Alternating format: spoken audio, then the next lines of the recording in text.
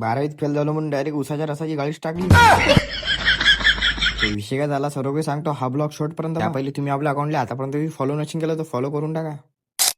जय महाराष्ट्र मित्रांनो, लय दिवसापासून मी अमरावतीला नव्हतो गेलो. त्याच कारणाने आपले 2-3 कामं अटकले होते. ते काम करण्यासाठी आज आलोच बाबा अमरावतीला येऊन तर सगळ्यात पहिले या कॉलेजमध्ये आपलं काही काम होतं ते करून घेतलं. कॉलेजचं काम झाल्यानंतर डायरेक्ट आणलं येईल मावशीच्या घरी. इथं मावशीला गडबडमध्ये होती कारण की मावशी चालली होती अकोटले आणि आपला लायना भाऊ बी चालला होता त्याच्यासोबत. त्याला बाबा लवकर ब्लॉग मध्ये घेऊन घेतलं. नंतर तो चला गेला घरी. तर आता आम्ही एकटच होतो. मग म्हटलं रस प्या. मग आलो भाऊ रसाच्या गाडीवर. ही गाडी दुसरी कोणाचीच नाही, आमचीच समजा. रस प्याचा असेल तर स्वतःच काढा स्वतःच प्या. मग दोघांसाठी बी रस काढला. एक गिराईक आलं तर त्याच्यासाठी बी रस काढला. कारण की हे काम पहिले बी आपण केला आहे.